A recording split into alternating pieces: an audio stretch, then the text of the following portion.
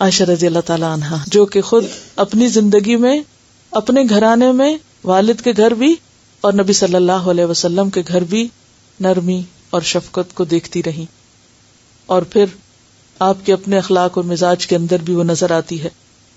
کون تھی حضرت عائشہ؟ نبی صلی اللہ علیہ وسلم کی اہلیہ تھیں. ان کا جو نسب بیان کیا جاتا ہے، ام المؤمنین سیدہ عائشہ بنت ابی بکر الصدیق قریشیہ تیمیہ مکیہ.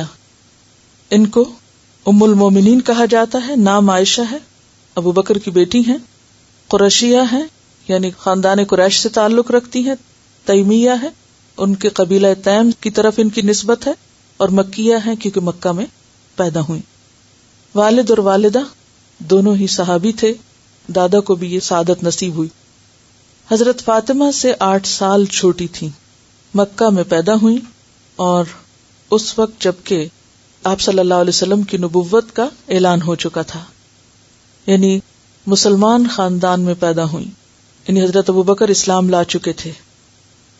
آپ نبی صلی اللہ علیہ وسلم کی کتنی محبوب تھی، اس کے بارے میں آپ اندازہ لگا سکتے ہیں کہ عمرو بن العاص جو 8 ہجری میں مسلمان ہوئے، انہوں نے نبی صلی اللہ علیہ وسلم سے پوچھا کہ یا رسول اللہ صلی اللہ علیہ وسلم، لوگوں میں سب سے زیادہ آپ کو پیارا کون ہے؟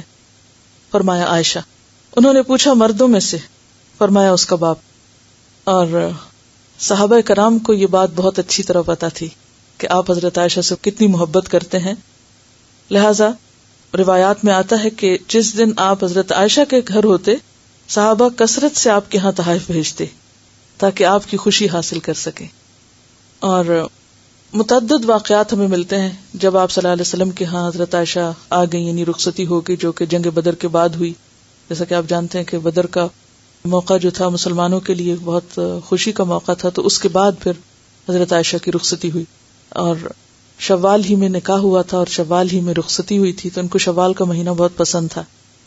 بہرحال آپ اس وقت عمر میں چھوٹی تھی اور کھیلنے سے دلچسپی تھی.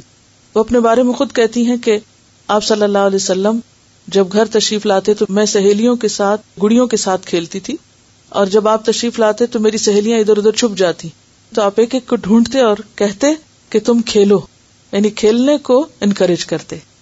اب آپ دیکھیے کہ آپ ایک نبی ہیں اور آپ کا گھرانہ جو ہے وہ دنیا بھر کے لیے ایک روشنی کا ذریعہ ہے، لیکن عمر کی رعایت رکھتے ہوئے کہ اس عمر میں ایک بچی کے شوق کیا ہو سکتے ہیں. اور یہ بالکل ابتدائی دنوں کی بات ہے کہ ظاہر ہے کہ باپ کے گھر سے آئی ہیں اور ابھی طبیعت میں وہ سنجیدگی نہیں ہے، بچپن سے ہی انتہائی ذہین تھی، لیکن یہاں آپ نبی صلی اللہ علیہ وسلم کی نرمی اور شفقت کو دیکھ سکتے ہیں کہ وہ مزاج کا کتنا اعتبار کرتے ہوئے، رعایت کرتے ہوئے ان کو، اور نہ صرف یہ کہ ان کو بلکہ ان کی دوستوں کو بھی انکریج کرتے ہیں.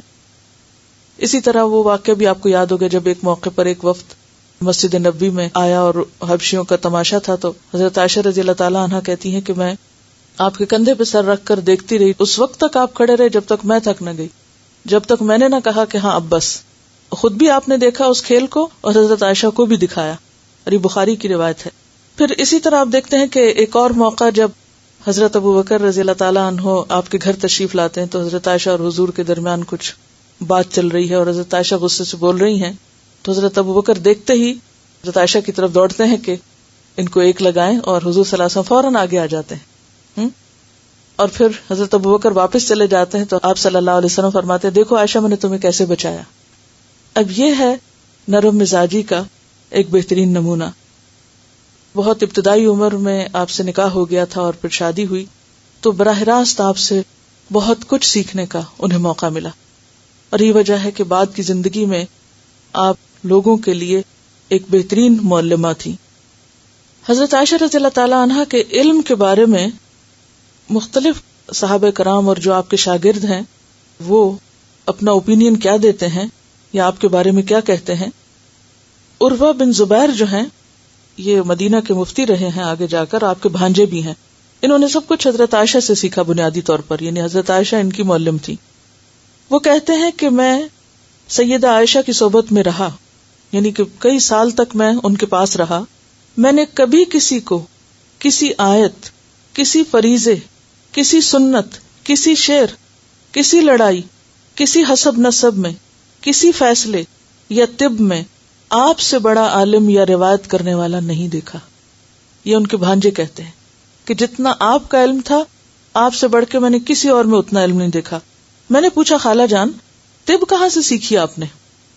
فرمایا میں بیمار ہو جاتی, میرے علاج کے لیے کوئی چیز بیان کی جاتی, یا کوئی اور بیمار ہو جاتا اس کے لیے کوئی دوا بیان کرتا, میں لوگوں سے سنتی کہ بعض کو دوائی وغیرہ بتا رہے ہیں تو میں ان سب چیزوں کو زبانی یاد کر لیتی تھی.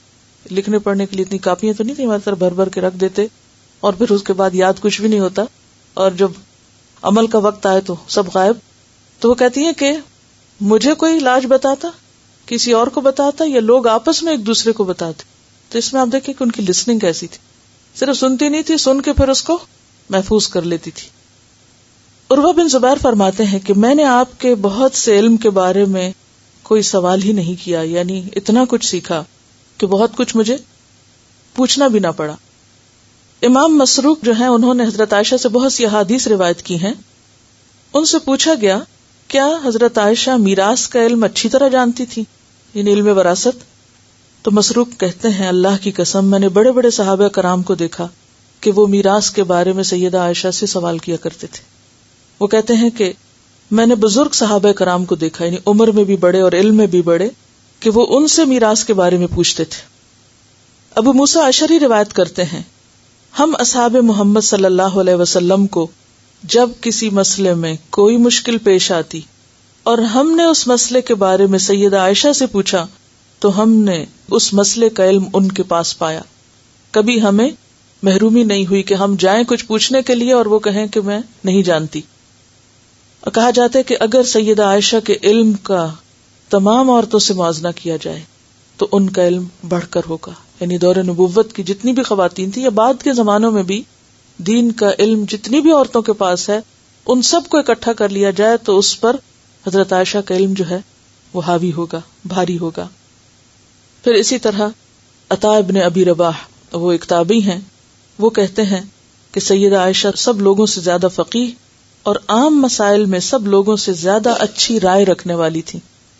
پھر اسی طرح یہ ہے کہ نہ صرف یہ کہ علم میں بہت آگے تھی, عمل میں بھی بہت آگے تھی, یعنی جو کچھ پاس ہوتا وہ صدقہ کر دیتی تھی. سیدنا عروہ بن زبیر کہتے ہیں میں نے سیدہ عائشہ کو دیکھا کہ وہ 70,000 تقسیم کر رہی ہیں. اب یہاں درہم و دینار کا لفظ نہیں, اس لیے میں کچھ ایڈ نہیں کر سکتی, کہ 70,000 تقسیم کر رہی ہیں اور خود اپنی قمیض کے گریبان کو پیوند لگا رکھا ہے. یعنی دینے میں اتنی آگے تھی اور اپنی ذات پہ خرچ کرنا بھول جاتی.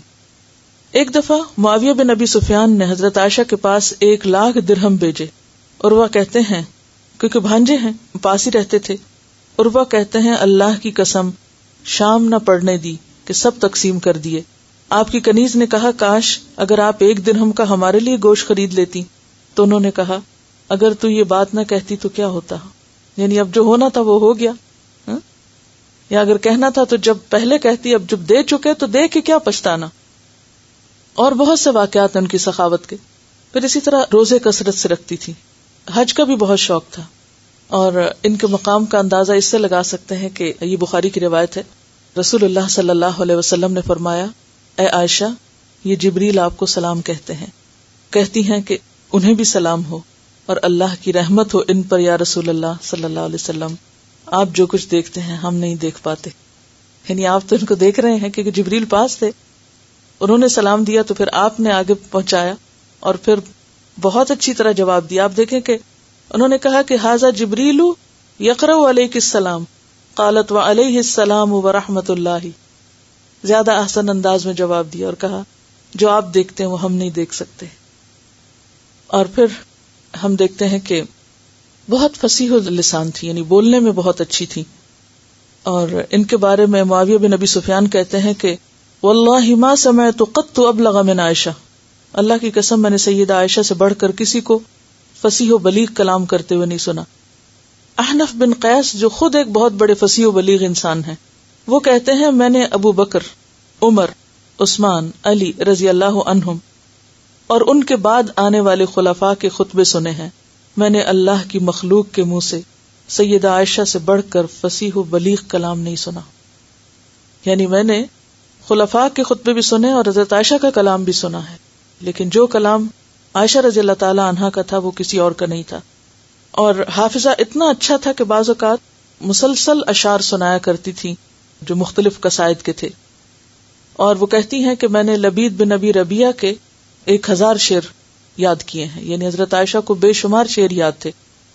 اور پھر لوگوں کو تلقین کرتی تھی کہ لوگوں اپنے بچوں کو شعر سکھاؤ، اپنے بچوں کو شعر سے سیراب کرو، اس سے ان کی زبانوں میں مٹھاس پیدا ہوگی.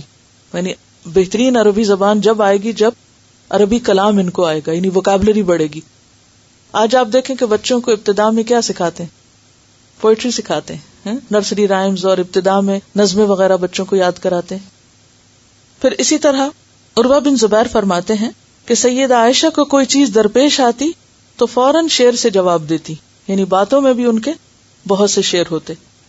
اور اسی طرح جب کوئی عورت شادی ہو کر آتی تو اس کو بھی نصیحت کرتی، جو رشتے کی تلاش میں ہوتا اس کو بھی نصیحت کرتی ہیں. ایک موقع پہ کہتی ہیں کہ نکاح ایک بندھن ہے، تم میں سے ہر ایک کو خوب دیکھ لینا چاہیے کہ اپنی بچی کو وہ کس کے ساتھ باندھ رہا ہے.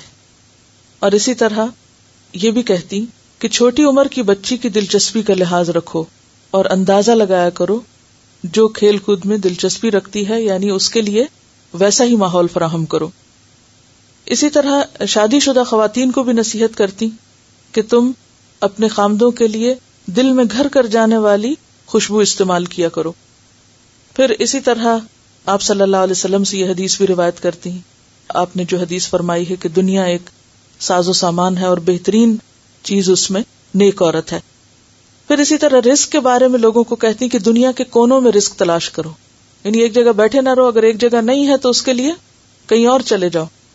یہ حضرت عائشہ کا قول ہے کہ دنیا کے کونوں میں رزق تلاش کرو. پھر اسی طرح اور بھی آپ کے بہت سے ذرعی اقوال ہیں جس سے یہ پتہ چلتا ہے کہ حضرت عائشہ رضی اللہ تعالی عنہا بے پناہ ذہین اور صاحب علم خاتون تھی.